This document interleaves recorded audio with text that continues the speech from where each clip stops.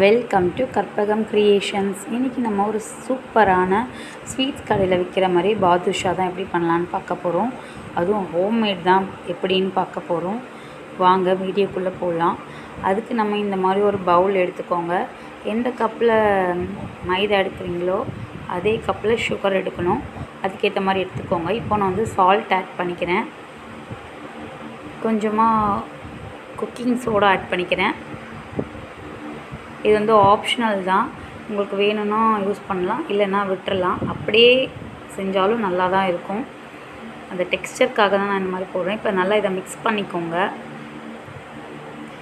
நான் இப்போ வந்துட்டு கொஞ்சமாக வந்து நெய் ஆட் பண்ணிக்கிறேன். இதுவுமே ஆப்ஷனல் தான். இப்போ வந்து ஸ்வீட்ஸ் கடையெல்லாம் டால்டா ஆட் பண்ணுவாங்க. நான் கொஞ்சம் ஹெல்த்தியாக இருக்கட்டுமேன்னு சொல்கிறதுக்காக நான் வந்து நெய் ஆட் பண்ணியிருக்கேன். இப்போ இதை நல்லா நம்ம கொஞ்சமாக கலரி விட்டுக்கலாம்.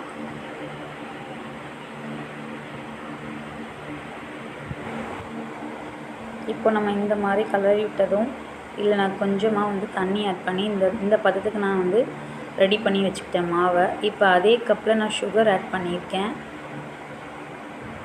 1 கப்பு சுகருக்கு 3/4 கப்பு தண்ணி வச்சா போதும். இப்போ நான் வந்து ஏலக்காவை கட் பண்ணி ஆட் பண்ணிக்கிறேன். கொஞ்சமாக நான் வந்து கேரட் ஜூஸ் ஆட் பண்ணியிருக்கேன். வெறும் ஜூஸ் மட்டும் தான், நீங்கள் வேணும்னா ஃபுட் கலர் போட்டுக்கலாம். இப்போ வந்துட்டு நான் இந்த மாவை வந்து பார்ட்டிஷனாக பிரித்து எடுத்துக்கிறேன். இப்போது நான் அந்த பாதுஷா ஷேப்ஸ்க்கு பண்ணிகிட்ருக்கேன். ஃபஸ்ட்டு வந்து ஒரு பால் மாதிரி எடுத்துக்கோங்க. அதை லைட்டாக சென்டரில் இந்த மாதிரி ப்ரெஸ் கொடுத்துக்கிட்டிங்கன்னா நமக்கு அதே பாதுஷா டெக்ஸ்சர் வந்துடும். ஒன்றும் பெரிய வேலை இல்லை. அந்த மாவு எடுத்து கொஞ்சமாக நம்ம சைஸிங் பண்ணி கொஞ்சம் பால் மாதிரி எடுத்துக்கிறோம். இந்த மாதிரி நம்ம அழுத்தம் கொடுத்து உருட்டை பண்ணிக்கணும். இப்போ இதில் லைட்டாக சென்டரில் ஒரு ப்ரெஸ்ஸு, அவ்வளோதான்.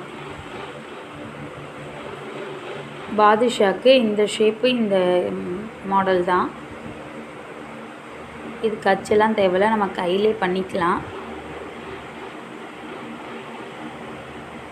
நம்ம உருட்டும் போது நம்ம கொஞ்சம் இந்த மாதிரி நல்லா கொஞ்சம் ப்ரெஸ் பண்ணி உருட்டுனா நமக்கு பிரேக்கேஜ் எதுவும் இருக்காது, ஈவனாக இருக்கும். நான் உங்களுக்கு ஒரே ஒரு இது எப்படி உருட்டணும்னு சொல்லிட்டு சென்டர் இதில் காமிக்கிறேன். அவ்வளோதான் ஃப்ரெண்ட்ஸ். இப்போது நம்ம ஷேப்ஸ் எல்லாம் ரெடி பண்ணியாச்சு. பாதுஷாவும் இப்போ நம்ம எண்ணெயில் போட்டு பொரிச்சு எடுக்க போகிறோம். பாருங்கள், இந்த மாதிரி நம்ம சென்டரில் நல்லா ப்ரெஸ் பண்ணி வச்சோன்னா கொஞ்சம் அழகாக இருக்கும்.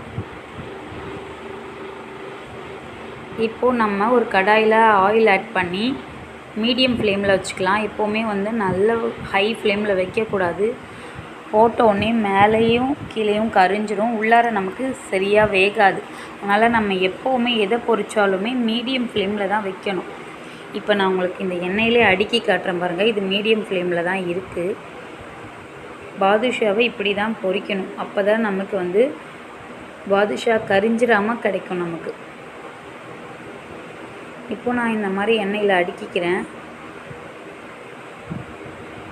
இது நான் மீடியம் ஃப்ளேமில் இருக்கனால நமக்கு அப்படியே வெந்து மேலே வரும். அந்த டைமில் தான் நமக்கு திருப்பி விடணும். பாருங்கள், லைட்டாக வெந்து மேலே வந்திருக்கு. இப்போ நம்ம ஒன்றா திருப்பி விடலாம். நல்லா பபிள்ஸ் மாதிரி வந்திருக்கு பாருங்கள். பாதுஷாவை ஒன்றா பொரிக்க தேவையில்லை. இந்த மாதிரி நம்ம பொரித்தாலே கரெக்டாக தான் இருக்கும். இப்போது நான் இதை நல்லா திருப்பி விட்டுக்கிறேன்.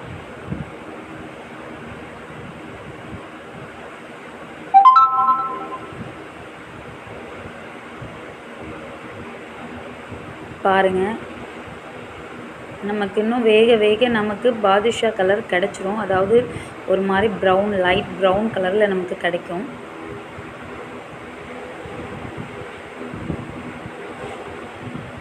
ஈவனாக நமக்கு வெந்து வர்றதுக்காக தான் நான் வந்துட்டு ஒரே சமயத்தில் போட்டு எடுத்துடுறேன். ஒன்றா நம்ம போட்டு 2 போட்டால் நமக்கு எது வெந்திருக்கும்னு தெரியாது.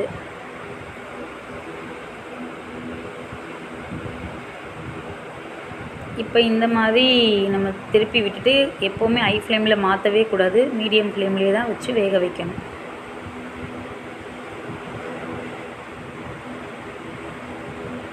பாருங்கள் நமக்கு லைட்டாக இப்போ பாதுஷா கலருக்கு வந்துருச்சு. இந்த சென்டர்லாம் பாருங்கள் நமக்கு நல்லா ஃப்ளேக்கியாக இருக்குது. இப்போது வந்து நான் இதை ஒரு பிளேட்டுக்கு மாற்ற போகிறேன். நான் உங்களுக்கு ஒன்று இப்படி எடுத்து காமிக்கிறேன் கரெக்டாக பாதுஷா பதத்துக்கு வந்திருக்கான்னு சொல்லிட்டு.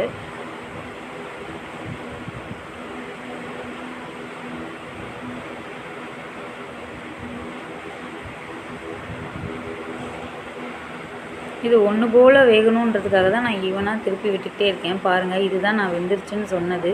பாதுஷா டெக்ஸ்சர் இருக்குது பாருங்கள். இப்போ நம்ம இதை பிளேட்டுக்கு மாற்றிக்கலாம்.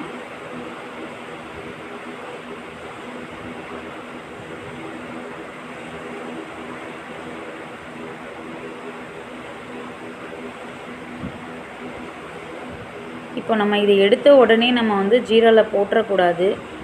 ஏன்னா உடனே வந்துட்டு நமக்கு ஜீரா முறிஞ்சிடும். ஒரு 2-3 மினிட்ஸ் வச்சுட்டு நம்ம போடலாம். ஆல்ரெடி ஜீராவும் சூடாக தான் இருக்குது, அதனால் பிரச்சனை இல்லை. இப்போ நான் எல்லாமே இந்த மாதிரி சிங்கிளாக எண்ணெயை இழுத்துட்டு எடுத்துக்கிறேன்.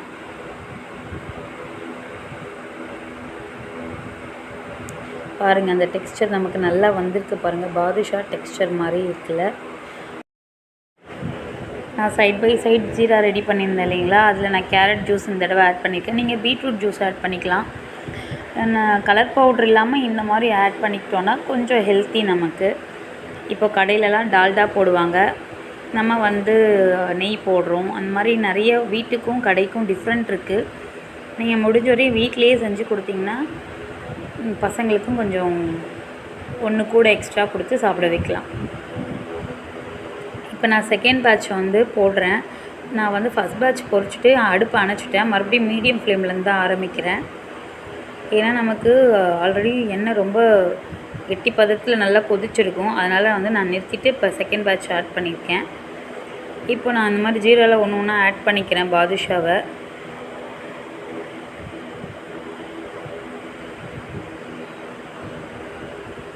நான் சொன்னது மெத்தட்லேயே ஸ்டெப் பை ஸ்டெப்பாக நீங்கள் வந்துட்டு பண்ணிங்கன்னா கடையை விட சூப்பரான ஒரு டேஸ்டியான நம்ம பாதுஷா வீட்லேயே நம்ம ரெடி பண்ணி சாப்பிட்டு பார்க்கலாம்.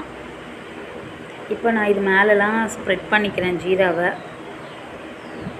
நமக்கு இது ஒரு 1 hour 1/2 hour எனக்கு ஊறி கிடச்சிருச்சு. உங்களுக்கு இன்னும் ஒரு ஜூஸியாக வேணும்னா இன்னும் கூட ஒரு 1 hour கூட வச்சுருந்து எடுத்துக்கலாம். நான் எப்போவுமே ஜீராலே விட்டுற மாட்டேன். கொஞ்சம் நேரம் கழிச்சாப்பில் எடுத்து ஒரு பிளேட்டில் மாற்றிப்பேன். அப்போ தான் நமக்கு அந்த ஜீரா ஃபில்ட்ரு பண்ணி கிடைக்கும். நல்லாவும் இருக்கும், கொஞ்சம் ட்ரைனஸ்ஸாக இருக்கும். பாருங்கள் நான் எல்லாத்தையுமே இப்போ வந்து சிங்கிளாக எடுத்து வச்சுக்கிறேன். இது மேலே வேணும்னா கூட நீங்கள் ஜீரா ஆட் பண்ணிக்கலாம்.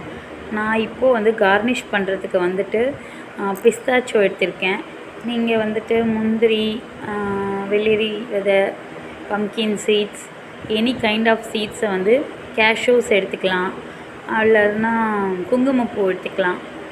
நான் வந்துட்டு இன்றைக்கி பிஸ்தாச்சோ தான் நான் இதை வந்து கார்னிஷ்காக யூஸ் பண்ண போகிறேன். பாருங்கள் நமக்கு எல்லா பாதுஷாவும் ரெடியாக இருக்குது சாப்பிட்றதுக்கு.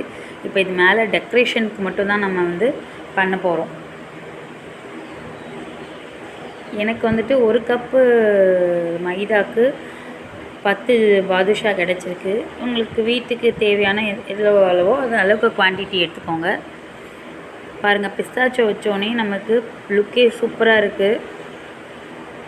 எப்பவும் போல் என் பையன் வந்து சேர் போட்டுட்டு பக்கத்துலேயே நின்றுக்கிட்டான். அவனுக்குன்னு ஒரு சேர் இருக்குது, கிச்சன் அவனுக்கு எட்டாது. அந்த சேர் போட்டு தான் அம்மா என்ன பண்ணுறாங்கன்னு வாட்ச் பண்ணி பார்த்துட்டே இருப்பான். அம்மா என்னது இது எப்போ கொடுப்பீங்க அப்படின்ற மாதிரி கேட்டு வெயிட் பண்ணிவிட்டு நின்றுட்டுருப்பான்.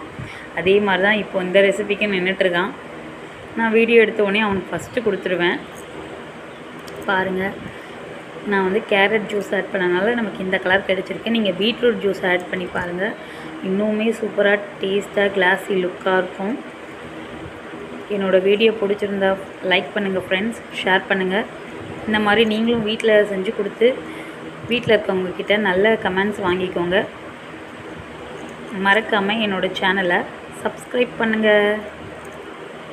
தேங்க்யூ ஃபார் வாட்சிங்.